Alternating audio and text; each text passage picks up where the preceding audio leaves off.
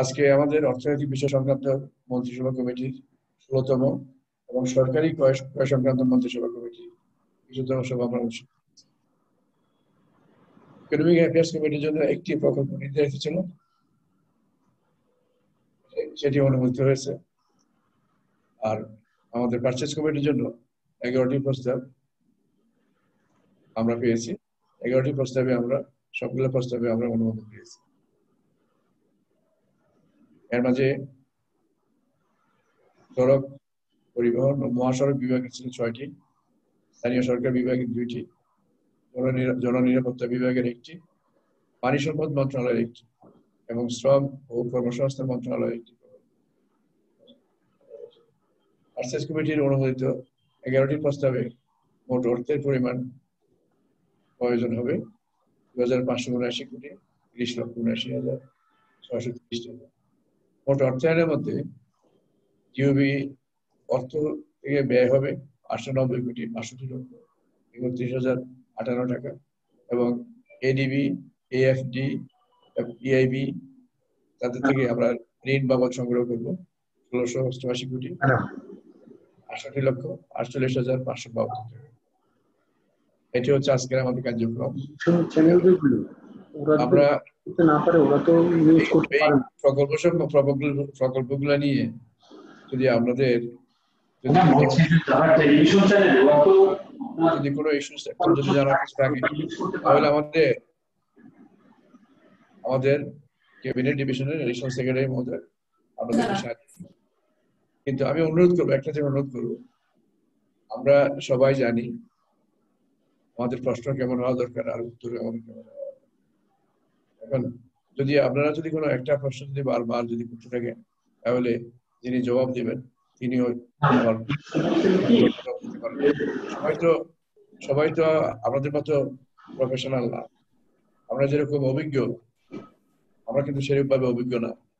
আমাদেরকে একাধিকভাবে প্রশ্ন করলে একই প্রশ্ন যদি ঘুরে ফিরে যদি প্রশ্নটি আসে তাহলে আমরা ঠিকভাবে জবাব দিতে পারি না। আমাদের এখানে কাজটি হচ্ছে আপনারা এবং আমরা একটা অবস্থান থেকে এটা আমাদের বিশ্বাস থাকতে হবে এবং এটা আমাদের সবাই আমি মনে করি যে আমাদের এই বিষয়ে একমত থাকতে হবে যে আমরা জানতে চাই এই মিটিং এর কার্যক্রম সম্বন্ধে। সেটা করতে গিয়ে যদি কোনো আমরা উলটপালট কিছু করে তাহলে ইন দ্যাট কেস অসুবিধা হয়। আমরা যা চাচ্ছিলাম সেটা আমরা ডেলিভার করতে পারি না, আমরা যা চাচ্ছিলেন পাওয়ার জন্য সেটাও আমরা পাচ্ছি না। আমি এই অনুরোধ আমার কাছে বিনয়ের সাথে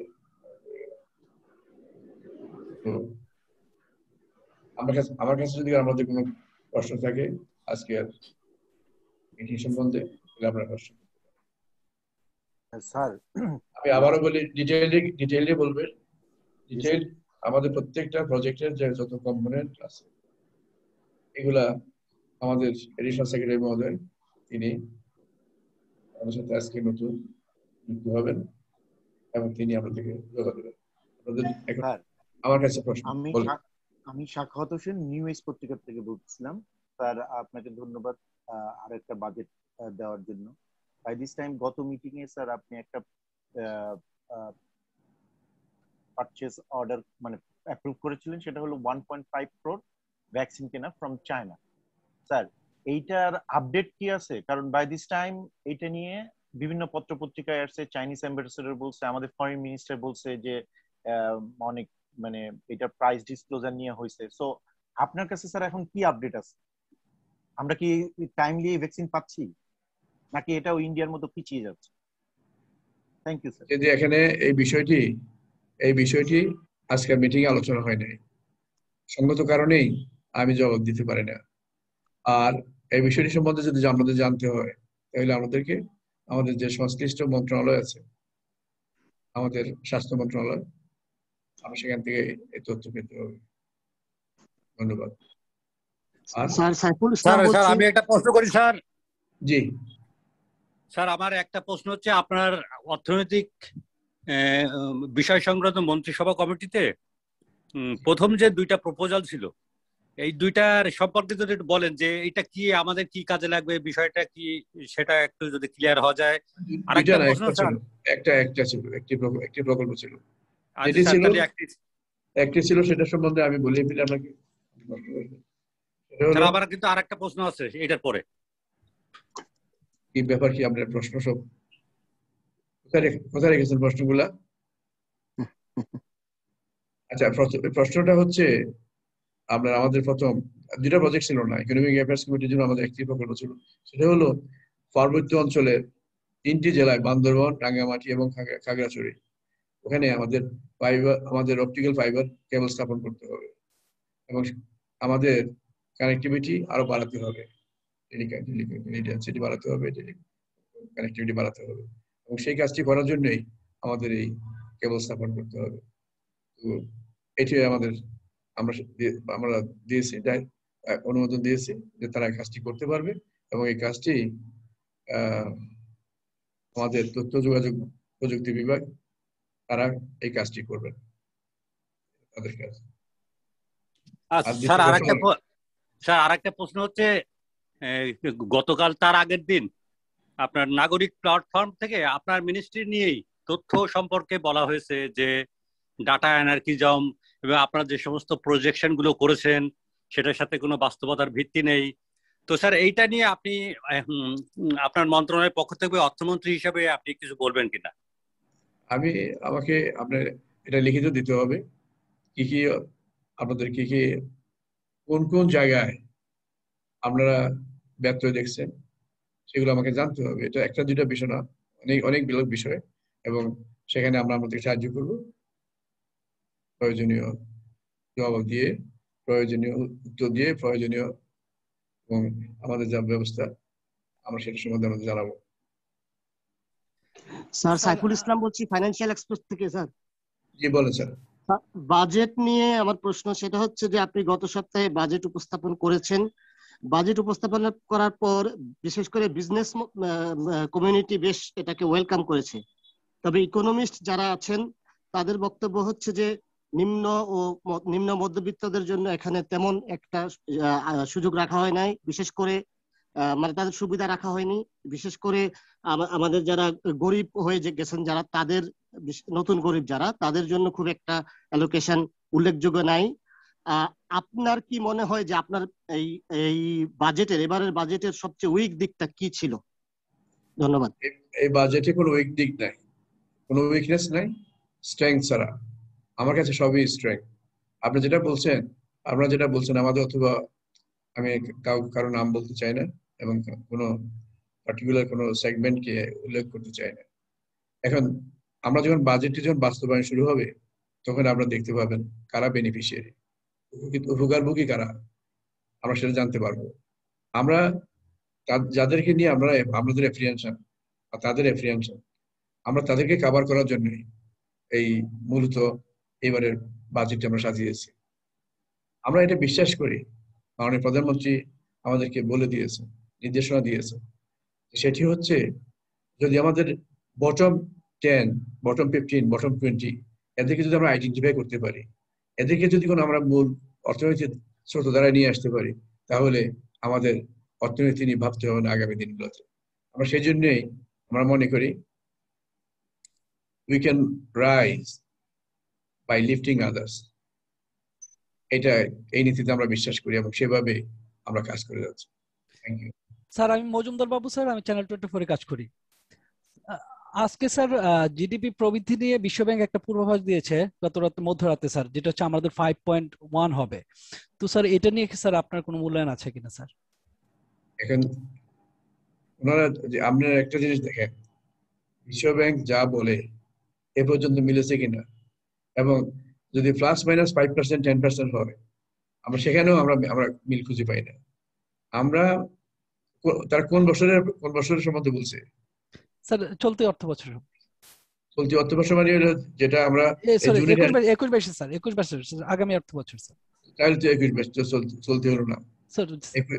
21-22 সম্বন্ধে আমাদের যে প্রজেকশন যা আছে, আমরা সেটাই ইনশাআল্লাহ আমরা অ্যাটেন্ড করতে পারবো।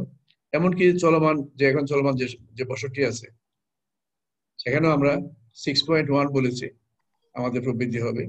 আমরা মনে করি যে আমাদের যখন বছরের শেষের দিকে আমাদের মে জুন মাসে আমাদের যেভাবে আমাদের সামষ্টিক অর্থনীতির প্রতিটি গতিধারা যেভাবে পজিটিভলি রান অ্যারাউন্ড করেছে, আমরা বিশ্বাস করি যে 6.1% অনেক উপরে আমরা ইনশাল্লাহ অর্জন করতে পারবো।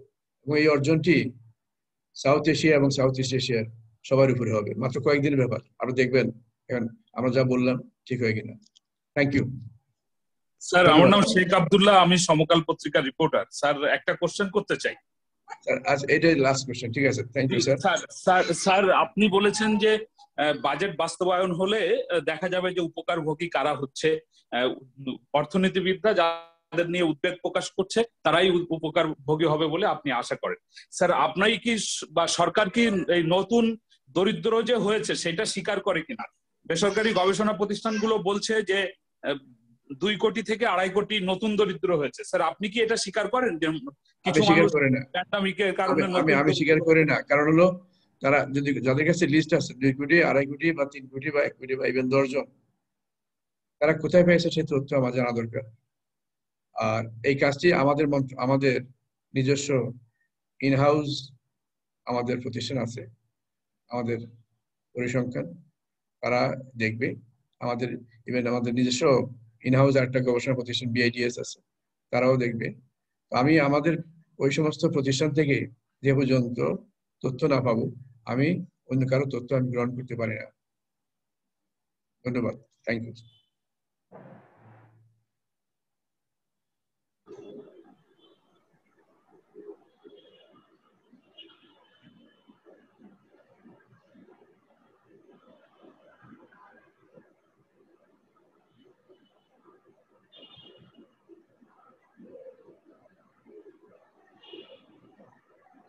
আমাদেরকে পরিচয় করে দেন নতুন এডিশনাল সেক্রেটারি।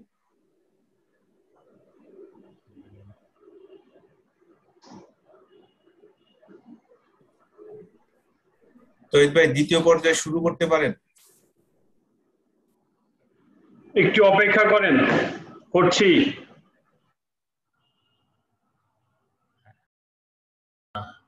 তহিদ সাহেব, পিয়ারো সাহেব, আমি শামসুল আরিফিন, অতিরিক্ত সচিব মন্ত্রিপরিষদ বিভাগ কমিটি অর্থনৈতিক উইংয়ে আমি যোগদান করেছি এবং আজকে আমার আসলে প্রথম সভা এই অর্থনৈতিক মন্ত্রিসভা কমিটির।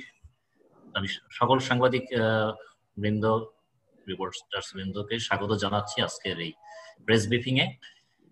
ইতিমধ্যে আপনারা মাননীয় মন্ত্রী মহোদয়ের কাছ থেকে বিস্তারিত শুনেছেন যে অর্থনৈতিক বিষয় সংক্রান্ত মন্ত্রিসভার প্রথমটি যেই অর্থনৈতিক বিষয় সংক্রান্ত মন্ত্রিসভা কমিটির 16তম সভা অনুষ্ঠিত হয়। সবাই একটি মাত্র প্রস্তাব আলোচিত হয়, যেটা মাননীয় মন্ত্রী মহোদয় বলেছেন যে এটা 3 পার্বত্য জেলায় সুবিধাবঞ্চিত এলাকায় ব্রডব্যান্ড কানেক্টিভিটির জন্য। এটার প্রস্তাবক মন্ত্রণালয় ছিল তথ্য ও যোগাযোগ প্রযুক্তি বিভাগ,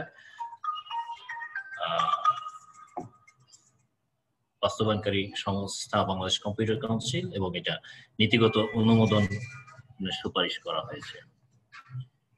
এছাড়া সরকারি ক্রয় সংক্রান্ত মন্ত্রিসভা কমিটির সভায় আপনারা জানেন যে মাননীয় মন্ত্রী মহোদয় বলেছেন যে 11টি বিষয় আলোচিত হয়েছে এবং এর মধ্যে জননিরাপত্তা বিভাগের ছিল 1টি, স্থানীয় সরকার বিভাগের ছিল 2টি, পানি সম্পদ মন্ত্রণালয়ের 1টি, সড়ক পরিবহন ও মহাসড়ক বিভাগের 6টি এবং শ্রম ও কর্মসংস্থান মন্ত্রণালয়ের 1টি। প্রথম আলোচ্য বিষয়টি ছিল 1, vehicle mounted mobile interceptor and related services এর ক্রয় প্রস্তাব। প্রস্তাবক মন্ত্রণালয়ের বিভাগ ছিল জননিরাপত্তা বিভাগ, বাস্তবায়নকারী সংস্থা ও জননিরাপত্তা বিভাগ, এবং এটাও মন্ত্রিসভা কমিটিতে সুপারিশ করা হয়েছে।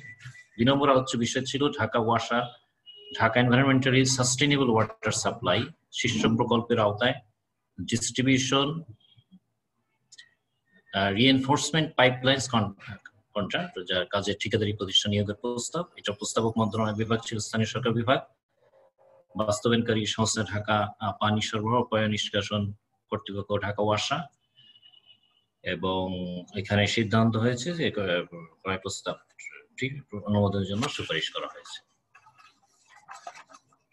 3 নম্বর আলোচ্য বিষয় ছিল ঢাকা ওয়াসা Dhaka environmentally sustainable water supply প্রজেক্টের আওতায় management and supervision consultant for distribution network improvement কাজের পরামর্শক প্রতিষ্ঠান তাদের ভেরিয়েশন চুক্তির মেয়াদ ব্যয় বৃদ্ধি সংক্রান্ত প্রস্তাবক মন্ত্রণালয় ছিল স্থানীয় সরকার বিভাগ, বাস্তবায়নকারী সংস্থা ঢাকা ওয়াসা, এবং এটাও মন্ত্রিসভা ক্রয় কমিটি প্রস্তাবের অনুমোদন করেছে। আলোচ্য বিষয় 4 বাংলাদেশ পানি উন্নয়ন বোর্ড কর্তৃক বাস্তবায়নাধীন দিনাজপুর জেলার সদর উপজেলার গৌরীপুর নামক স্থানে খরা মৌসুমে সম্পূরক সেচ প্রদানের লক্ষ্যে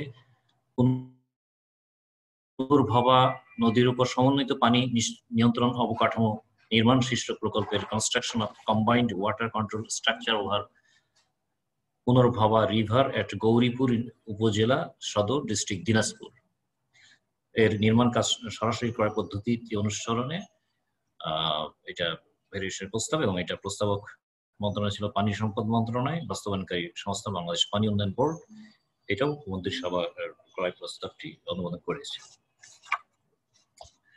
আলোচ্য বিষয় 5 জিওবি ও এডিবি অর্থায়নে সড়ক ও জনপথ অধিদপ্তর কর্তৃক বাস্তবায়নাধীন সাসেক সড়ক সংযোগ প্রকল্প 2 এলেঙ্গাহাটি কামরুল রংপুর মহাসড়ক 4 লেন উন্নতিকরণ শীর্ষক প্রকল্পের প্যাকেজ WP13 এর ক্রয় প্রস্তাব। এটা প্রস্তাবক মন্ত্রণালয় বিভাগ ছিল সড়ক পরিবহন সড়ক মহাসড়ক বিভাগ, বাস্তবায়নকারী সংস্থা সড়ক ও জনপথ অধিদপ্তর।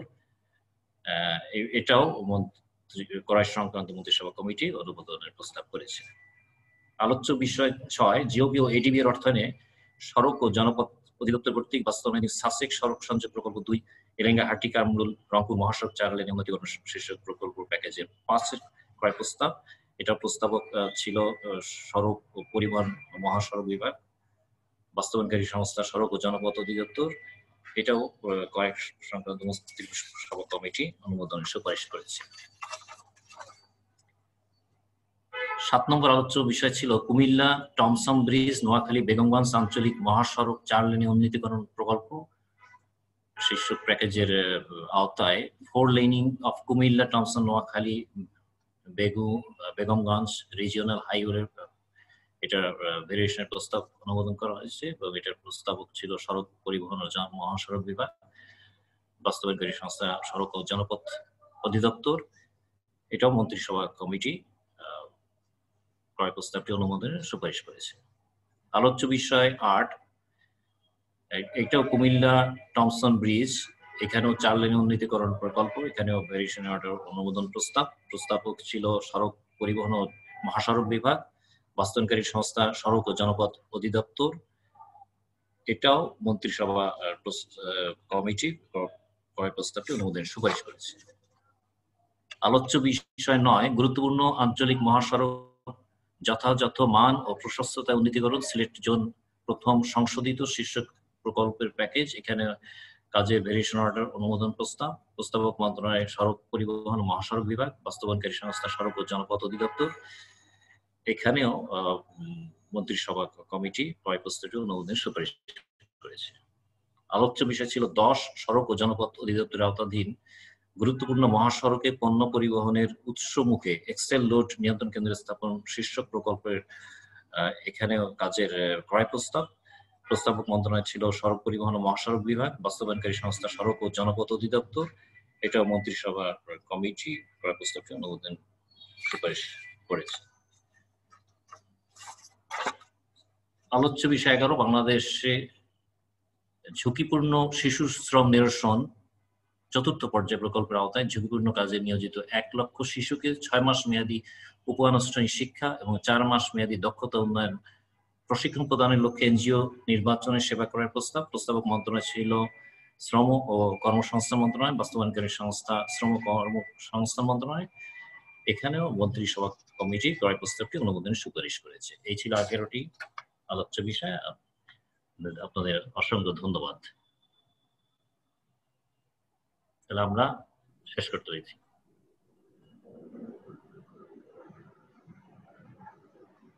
আপনাদের যদি কোনো প্রশ্ন না থাকে তাহলে আমরা এখানে শেষ করতে পারি। স্যার মনে হচ্ছে কারো তেমন কোনো প্রশ্ন নেই, তাহলে স্যার আপনাকে অনেক ধন্যবাদ স্যার, আজ এই পর্যন্তই। থ্যাংক ইউ, সবাইকে ধন্যবাদ। আমার একটা প্রশ্ন আছে। আমি ফয়সাল আতিক বলছি bdnews24.com থেকে। আচ্ছা, আমাকে কি শুনতে পাচ্ছেন? বলেন। ইতিপূর্বে যেসব প্রেস কনফারেন্স হতো সেখানে যে প্রকল্পগুলোর টাকার পরিমাণ এবং কারা কাজ পেয়েছেন সেটা উল্লেখ করে দেওয়া হতো। আমাদের কাছে একটা কাগজ দেওয়া হয়েছে, সেখানে উল্লেখ আছে। আমরা কি ধরে নেব এটাই? হ্যাঁ, আপনারা এটাই ধরে নেন যে কাগজে যা বলা আছে সেটাই, এবং যদি আপনাদের আরো বেশি কিছু জানার থাকে তাহলে সংশ্লিষ্ট মন্ত্রণালয়ের সাথে যোগাযোগ করবেন, তারা বিস্তারিত আপনাদেরকে দিয়ে দিবে। ঠিক আছে, থ্যাংক ইউ। Thank you. আসসালামু আলাইকুম, সংবাদ সংস্থা ইউএনবি থেকে বলছি। আপনাকে আমরা অভিনন্দন জানাই।